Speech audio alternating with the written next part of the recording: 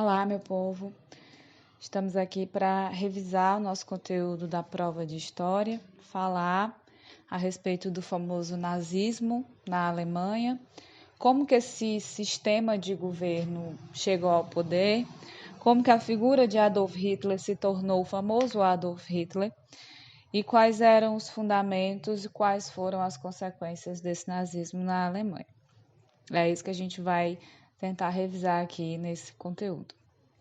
Primeiro, respondendo à pergunta inicial, né? Como que o nazismo pôde acontecer? Quais os elementos que proporcionaram a chegada do sistema nazista ou do partido nazista ao poder? É importante sempre lembrar que o nazismo é uma doutrina de governo imposta pelo partido nazista. E o partido nazista, a princípio, era um partido bem pequenininho, sem muita importância política, sem muito reconhecimento social, mas no contexto do início da década do século XX, no contexto do início da década de 1920, pós Primeira Guerra Mundial, esse partido ele vai ganhar força, justamente por conta do que estava acontecendo na Alemanha e na Europa no geral, né? Tudo vai começar com a derrota da Alemanha na Primeira Guerra Mundial e a assinatura do Tratado de Versalhes, que, como a gente já falou várias vezes, deixou a Alemanha em maus bocados, em todos os sentidos, no sentido político, no sentido econômico, no sentido social, na moral mesmo, né, da Alemanha e do povo alemão. Esse Tratado de Versalhes ele vai trazer muitos prejuízos para a Alemanha e também vai proporcionar algumas mudanças políticas importantes.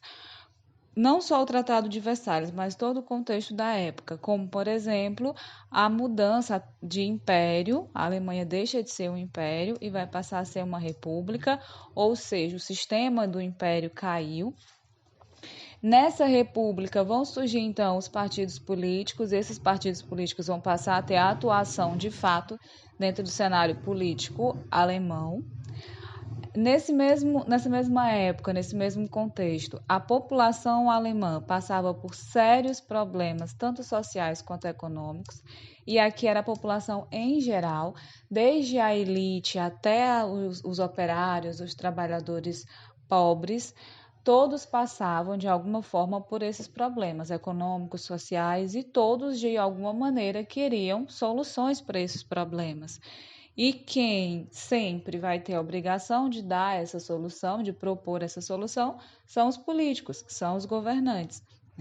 Então, por conta dessa situação problemática de crise que a Alemanha vivia, os protestos cresceram cada vez mais dentre a sociedade alemã, principalmente entre os setores operários. Os trabalhadores operários passavam a protestar, surgiu o movimento operário dentro da Alemanha.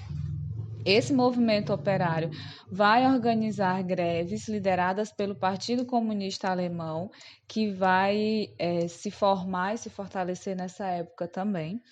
Essa palavrinha aqui, ó, né, comunista, o comunismo, o socialismo, também vai estar muito presente nesse contexto e não podemos esquecer que a Alemanha ainda é um país capitalista. Então, quando vê o crescimento do Partido Comunista, quando vê o crescimento desse movimento comunista dentro do seu território, quando lembra do que aconteceu na Rússia, que é, de certa forma, vizinha da Alemanha, a sociedade capitalista alemã começa, então, a temer a expansão do socialismo dentro da Alemanha. Começa a temer que dentro do território alemão ocorresse o que ocorreu dentro do território russo, a Revolução Russa. E, por conta disso, essa sociedade alemã pede a solução para esse problema, pede que alguém apareça e garanta que esse socialismo não vai tomar o lugar, não vai tomar o poder deles, já que a grande maioria da sociedade alemã é capitalista.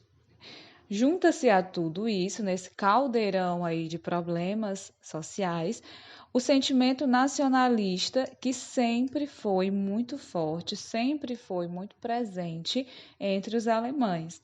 E esse sentimento nacionalista, ele vai se fortalecer ainda mais nessa época com discursos de políticos como Adolf Hitler, que virá depois, né? Onde esses políticos, esses discursos prometem recuperar o orgulho alemão e proteger a pátria das ameaças, como, por exemplo, a ameaça socialista. Então, no meio de tudo isso, em toda essa situação aí, o partido nazista vai se fortalecer. No início da década de 1920, esse partido, que começa como a união de operários em uma cervejaria, vai se fortalecer e vai ganhar espaço no cenário político alemão. E quem era Adolf Hitler? Quando a gente fala de nazismo, quando a gente lembra de nazismo, é sempre esse rapazinho que vem na nossa cabeça logo de cara, né? Mas quem foi Adolf Hitler? Hitler, quando nasceu, este bebezinho aqui, que a princípio fofo, ninguém sabia o estrago que ele ia fazer, né? Nasceu em Brno, na Áustria, nem alemão, de fato, a desgraça era, mas enfim. Nasceu na Áustria. Quando jovem, tenta entrar na Academia de Belas Artes em Viena, capital austríaca, mas não foi aceito, porque ele se achava muito talentoso, mas na verdade não era, só ele que acreditava nisso. Em 1913, ele vai se mudar para Munique, na Alemanha. E em 1913, a Alemanha está se preparando para entrar na Primeira Guerra Mundial. Um ano depois, em 1914, Hitler se alista como voluntário no exército alemão e vai participar da Primeira Guerra Mundial. Mas como vaso ruim não quebra fácil, ele não morre na Primeira Guerra. Teria evitado muita coisa, né, gente? Enfim, em setembro de 1929, já depois de voltar da guerra, depois de passado toda a situação, assinado o Tratado de Versalhes pelo governo alemão e tudo mais, o Hitler vai se filiar ao Partido Nacional dos Trabalhadores Alemães. Esse partido depois vai se tornar o Partido Nazista. O Hitler, por acaso, gosta das ideias do partido e se filia ao partido. Não é ele que cria, o Partido Nazista já existe. Mas em 1919 ele se filia ao partido e em 1921 ele já se torna o chefe absoluto do partido. Para você ver como a carreira política dele é rápida, né? E esse partido ele vai crescendo dentro do contexto político alemão, como eu já falei antes. Em novembro de 1923, o Partido Nacional Socialista Alemão, né, depois Partido Nazista, vai promover uma tentativa de golpe militar para derrubar o governo alemão, na ideia de tirar o primeiro-ministro que está no poder e colocar Hitler como primeiro-ministro da Alemanha. Essa era a ideia. Só que esse golpe militar não dá certo. Eles fracassam e, por terem tentado fazer um golpe, que é crime, Hitler vai ser preso junto com outros líderes do partido, porque o Hitler já era o chefe supremo do partido, então, obviamente, ele foi preso por liderar o golpe. A ideia era que ele ficasse 5 anos na prisão, né? Mas, na real, ele não cumpriu nem 1 ano de prisão. Parece Brasil, mas é Alemanha, viu, gente? Ele não chegou a cumprir nem 1 ano de prisão. Em 1924, um ano depois da tentativa de golpe que não deu certo pelos nazistas, o ministro von Hindenburg vai se eleger como chanceler da Alemanha, ou seja, como primeiro-ministro, prometendo melhorar a vida da população, prometendo melhorar a situação social e econômica da Alemanha. Mas ele não vai conseguir fazer essas mudanças que ele prometeu e que a sociedade deseja. O que isso repercute? Como o primeiro-ministro não consegue, então a sociedade alemã continua insatisfeita. A sociedade alemã continua pedindo mudanças, pedindo melhorias que ainda não vêm. Se o primeiro-ministro que está no poder não está conseguindo fazer isso, então o que a sociedade alemã entende? Que é hora de trocar, que é hora de buscar uma nova opção política. E quem vai ser a nova opção política? Os nazistas. o partido nazista, que só está ganhando força por ser um partido de oposição e porque os políticos que estão no poder não estão dando conta de resolver os problemas. Então, se aproveitando de toda essa situação de crise, o partido nazista continua fazendo duras críticas ao governo. Essas duras críticas ao governo vão resultar no apoio da população. E no ano de 1932, o Partido Nazista vai se eleger como a maioria no parlamento. Na prática, o que isso significa? O parlamento alemão é o órgão que controla o país. Na Alemanha, a principal figura política é o primeiro-ministro, que é o líder do parlamento. Então, o partido que tem mais representantes no parlamento significa que tem mais chances de eleger o seu primeiro-ministro. E, de fato, foi isso que aconteceu. No ano de 1932, o partido nazista ganha as eleições para o parlamento, passa a ter, então, a maioria dos representantes, e no ano seguinte, em janeiro de 1933, Hitler é nomeado como chanceler da Alemanha, primeiro-ministro, líder na Alemanha. Então, em 1933, a gente diz que começa oficialmente o governo nazista na Alemanha, porque o partido nazista chega ao poder e Hitler chega à posição de chanceler. Voltando ali à época em que Hitler estava preso, só para a gente entender o início da doutrina nazista. Ainda enquanto ele estava preso, no ano de 1923, os poucos meses que ele passa na prisão são suficientes para o Hitler escrever o seu único e mais famoso, e único e muito famoso, na verdade, livro chamado Mein Kampf, Minha Luta.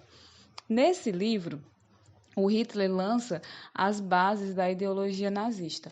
O Mein Kampf é como se fosse uma autobiografia à la Hitler, né? Então bem enfeitada, falando muito bem dele, mas nesse livro ele coloca o pensamento dele, ou seja, as bases da ideologia nazista, as bases daquilo que ele acredita e que, quando chega ao poder, ele vai impor como ideologia que toda a sociedade alemã deve seguir. Dentre essas bases da ideologia nazista, a gente destaca aqui esses 4 pontos, que podem ser vistos como os principais. O primeiro deles é a ideia da superioridade da raça ariana. A raça ariana são os alemães puros. E, de acordo com a teoria nazista, existia essa raça superior, que eram os arianos, os alemães puros, e por eles serem essa raça superior, eles teriam o direito de dominar todas as raças inferiores. Dentre essas raças inferiores estariam os eslavos, os ciganos, os judeus, os soviéticos, enfim, todos os outros que vivessem ali no contexto da Europa, mas não fossem arianos puros.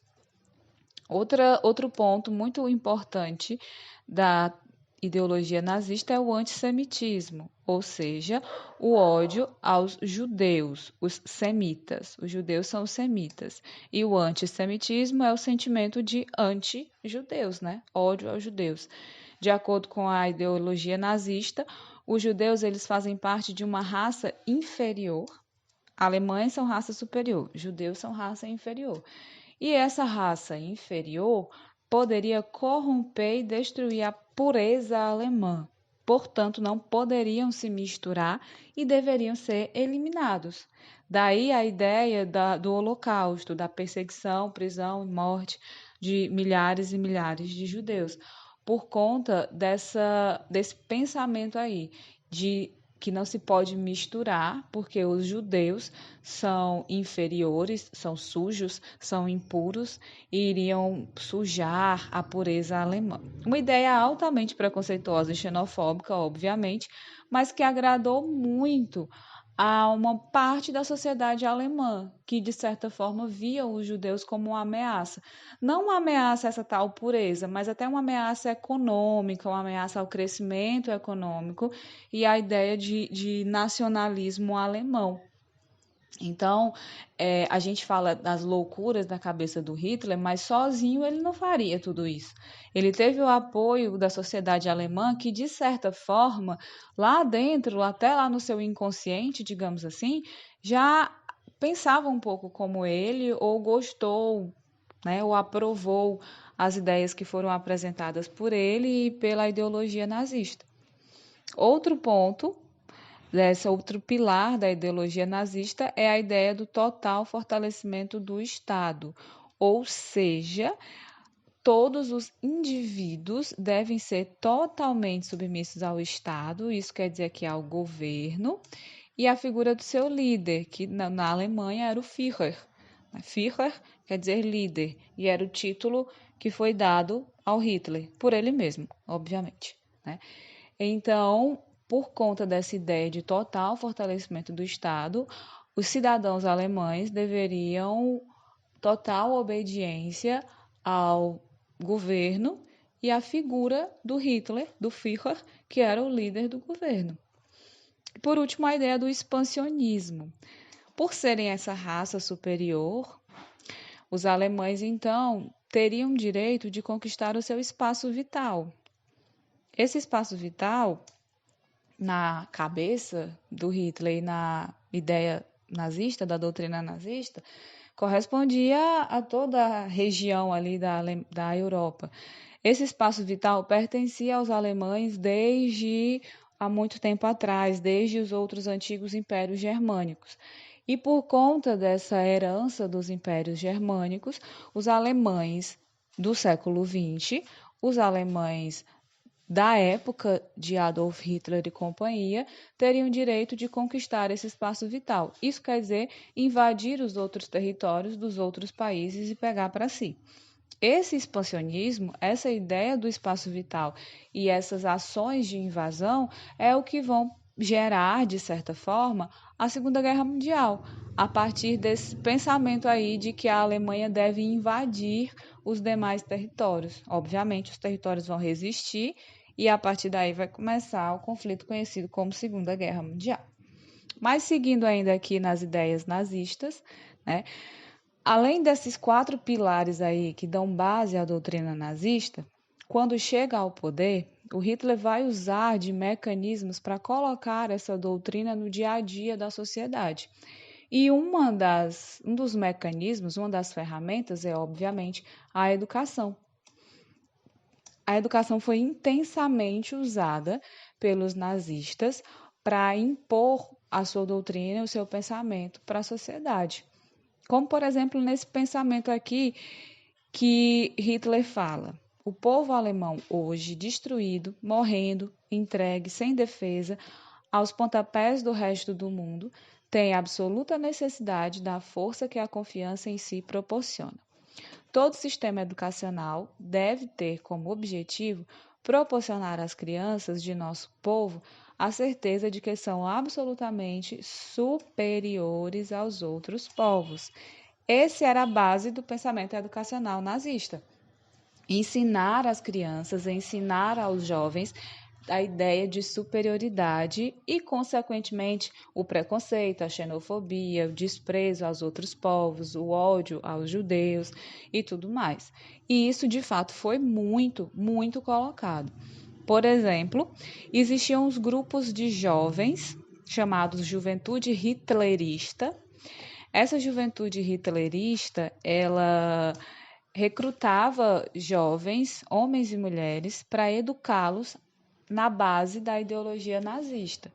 Tinha a educação em si, né, conteudista, com as disciplinas da escola, com as disciplinas técnicas, de tecnologia para os meninos, serviços domésticos para as meninas, boas maneiras e tudo mais, bem conservador, mas também tinha os ensinamentos da ideologia nazista. Então, desde criança, desde o início da adolescência, os alemães já aprendiam a adorar a figura do Hitler, a acreditar serem uma raça superior, a odiar os judeus, negros, eslavos, comunistas.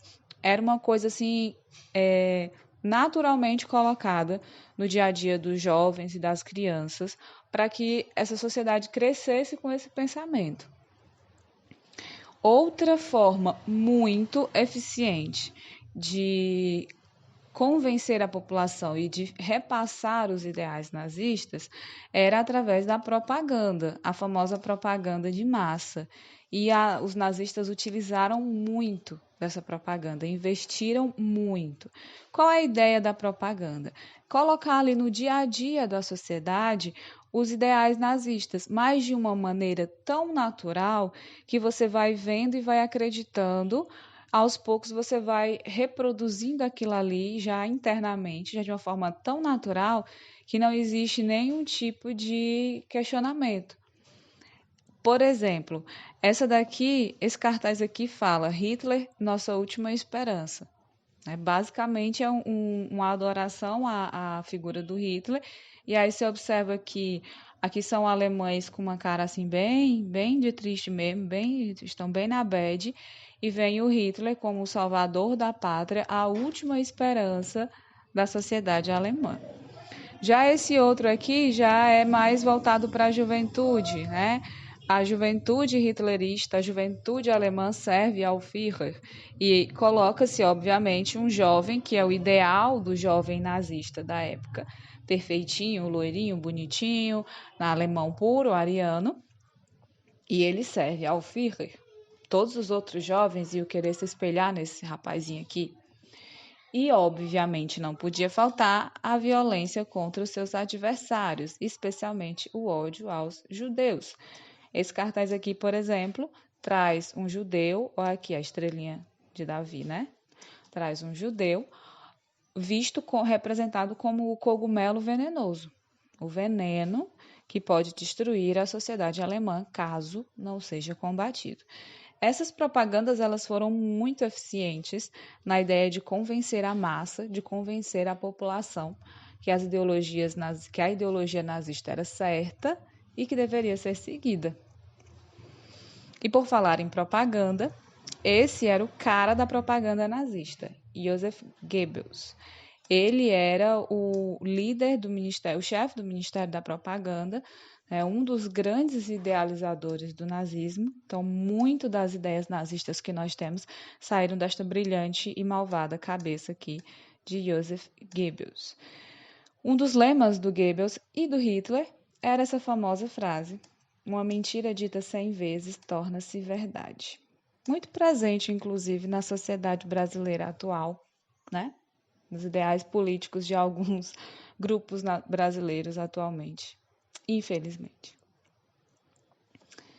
Quando Hitler assumiu o governo, vai impor a sua ideologia, vai tentar convencer a população a segui-la, mas também não deixa de existir a repressão. A ideia do convencimento é que para que a população siga a ideologia nazista sem resistir. Mas caso essa população resista, caso existam ainda adversários políticos, o Hitler fez questão de criar também os seus mecanismos de repressão, né? As suas ferramentas para reprimir qualquer tipo de oposição política, como, por exemplo, a criação de alguns órgãos. A Gestapo, que foi criada logo no início do governo nazista, era conhecida como a polícia secreta do Estado, a polícia secreta do governo nazista era a Gestapo. Eu costumo dizer que era tipo o FBI dos nazistas. E a ideia da Gestapo era justamente investigar qualquer tipo de conspiração, que foram muitas contra Hitler, diga-se de passagem, investigar qualquer tipo de organização comunista, perseguir. A função básica da Gestapo era perseguir, prender e executar suspeitos de deslealdade contra o governo. Essa deslealdade poderia vir de várias formas, como eu falei, né? Através das conspirações para tentar matar Hitler. Foram dezenas de conspirações para tentar matar ele, nenhuma deu certo, infelizmente. Conspirações para tentar derrubar o regime nazista, movimentos comunistas ou socialistas que existissem dentro da Alemanha, do território alemão,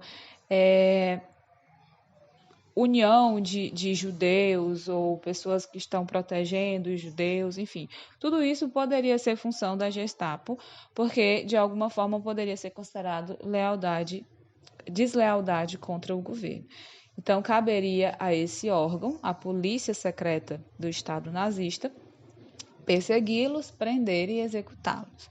Na maioria das vezes, eles faziam nessa ordem aí, né? Além disso, também foram criados grupos paramilitares. Quando eu chamo de grupos paramilitares, né, eu estou falando assim, que não é um exército, forças armadas oficiais. São grupos recrutados pelo governo com uma função ou com funções específicas. Esses grupos, os dos mais famosos, foram a SA, era uma espécie de milícia do próprio governo hitlerista, governo nazista, mas que depois vai evoluir para a SS. Essa SS, ela vai surgir como, a princípio, era um grupo de elite para proteger o Hitler e seus principais aliados, seus principais líderes do partido. Mas com o tempo e com o crescimento do governo e do poder nazista, a SS vai acabar se tornando o grande exército nazista, os comandantes do regime nazista, inclusive dos campos de concentração, das estratégias de guerra. Tudo vai partir da SS. Esse é o símbolo da SS que eles adoravam exibir nos seus uniformes militares, especialmente durante a Segunda Guerra. A educação, né, como eu já falei, também foi extremamente utilizada como ferramenta de convencimento e de fortalecimento do regime nazista, do sentimento de antissemitismo, do apoio ao militarismo do Hitler e dos seus aliados. Por exemplo, através de cartazes, de imagens como essa daqui, que eram divulgadas. Essa imagem aqui ela era divulgada dentro de uma cartilha infantil. Então, as crianças já aprendiam desde cedo que deveriam agir mais ou menos dessa maneira, expulsando os judeus, porque os judeus são errados, porque eles são violentos, ele puxa os cabelos do menino, eles são feios, eles são mal educados. Os professores alemães eram obrigados a aprender e a ensinar os ideais nazistas, mesmo que não concordassem. Quem quisesse continuar trabalhando era obrigado a tanto aprender, participar de órgãos, de grupos do governo como a Liga Nazista dos Docentes e repassar esses ideais na sala de aula também. Como impressionar a população? Né? A gente já falou aqui da propaganda, a gente já falou da educação, a gente já falou da repressão com a Gestapo, com a SS, mas a ideia do Hitler era mostrar a superioridade alemã para a população alemã e para o mundo. Então, o que eles faziam muito, muito mesmo? Né? O governo nazista investia também em eventos públicos. Esses eventos públicos eram uma forma de propaganda. Nesses eventos públicos, o Hitler discursava para as multidões, como essa daqui, essa imagem aqui que vocês podem ver.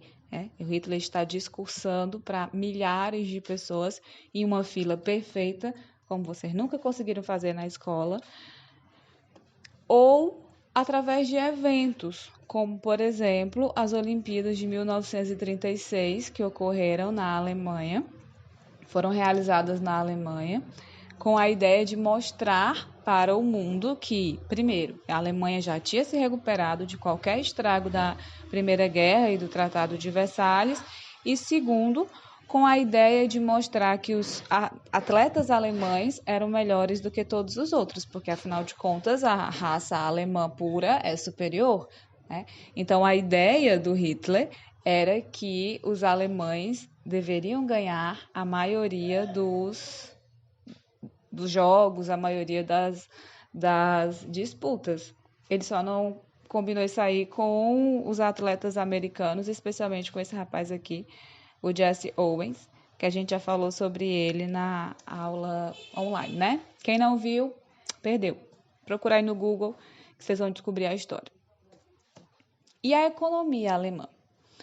Como eu falei lá no início do capítulo, Uma das promessas para que a população alemã apoiasse o regime nazista era a recuperação da economia.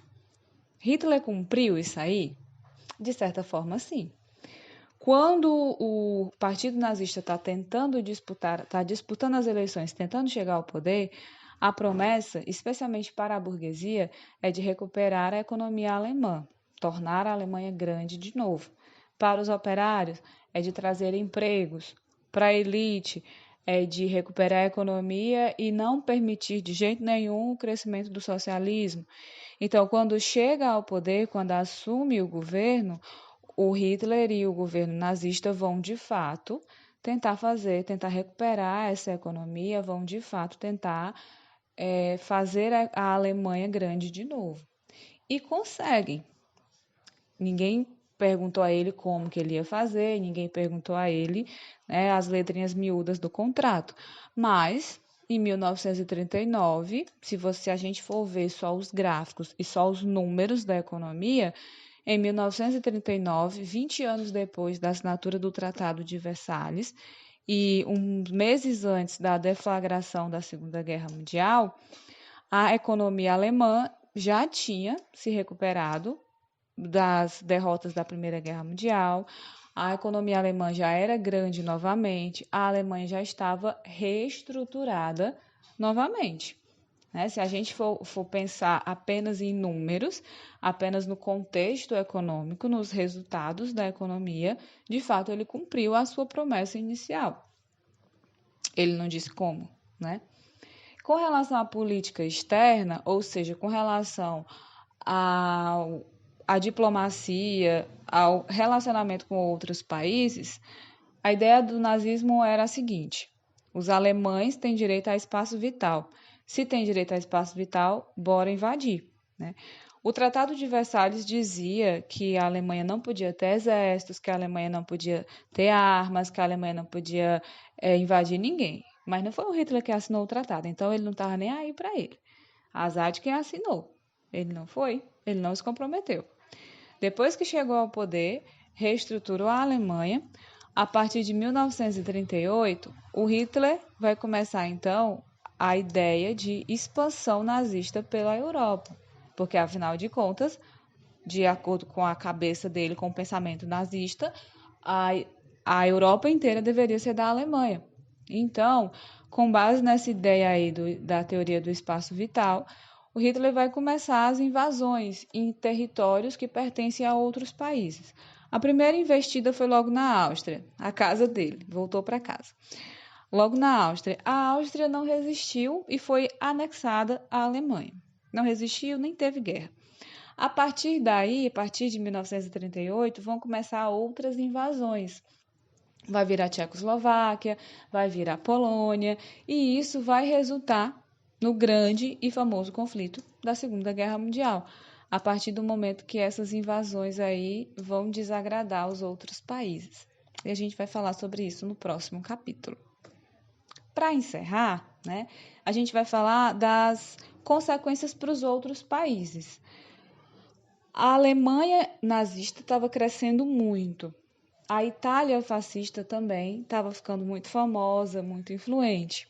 E esse bloco nazifascista, essas ideias nazifascistas, então, começaram a se difundir por outros países, tanto na Europa quanto fora da Europa. Espanha, Portugal e o nosso Brasil, porque a gente nunca fica de fora da foto, tiveram, de certa forma, governos inspirados no pensamento nazifascista, governos totalitários, ditaduras totalitárias, inspiradas no ideal nazifascista. Na Europa, a gente teve a Espanha e Portugal, especialmente. Na Espanha, a gente teve a ditadura de Francisco Franco, que gerou, inclusive, uma guerra civil muito sangrenta, muito destruidora, que ficou conhecida como Guerra Civil Espanhola, que ocorreu nesse contexto do totalitarismo, alguns anos antes da Segunda Guerra Mundial. Em Portugal, nós tivemos a ditadura de Salazar, que foi também livremente inspirada em ideais nazifascistas, Salazar era seguidor fiel do Hitler, curtia todas as postagens que o Hitler fazia. E aqui no Brasil, a gente teve dois movimentos. Nós tivemos um movimento chamado Ação Integralista Brasileira, que foi um movimento político, não chegou a ser um partido político, não chegou a assumir o governo do Brasil, mas foi um famoso movimento político liderado por um carinha chamado Plínio Salgado e livremente inspirado nos ideais nazifascistas, muito inspirado mesmo. Eles seguiam muitos elementos da doutrina nazifascista, tentaram chegar ao poder, tentaram se aliar a Getúlio Vargas, que na época era o presidente, mas não conseguiram tanto. E também nós tivemos aqui no Brasil, falando em Getúlio Vargas, nós tivemos um momento de Vargas muito inspirado nos ideais nazifascistas, que foi o período de governo dele chamado de Estado Novo, que nada mais era do que uma ditadura, um regime totalitarista. Ele não chegou a perseguir judeus, ele não chegou a criar campos de concentração, ele não chegou a provocar uma guerra mundial, mas em alguns pontos era muito parecido com ideais nazifascistas, por exemplo, no ódio aos comunistas. Então a gente pode sim dizer que a ditadura do Estado Novo, que foi uma fase do governo do Vargas, não foi todo, mas foi uma fase, teve elementos nazifascistas, apesar de oficialmente ele nunca ter se declarado a favor ou apoiador desse regime e do Hitler e nem do Mussolini. Enfim, gente, é isso. Esse é o nosso conteúdo da prova. Espero que tenha dado para vocês compreenderem, espero que ajude na revisão. E boa prova a todos. Até a próxima.